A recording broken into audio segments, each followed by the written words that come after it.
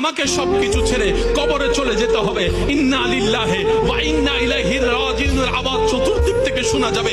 কুল্লু নাফসিন যায়িকাতুল মউত যখন আমাকে আস্বাদন করতে হবে আর নামাজ পড়ার টাইম পাবো না, চিৎকার করে চাইলো একটা সিজদা দেওয়ার।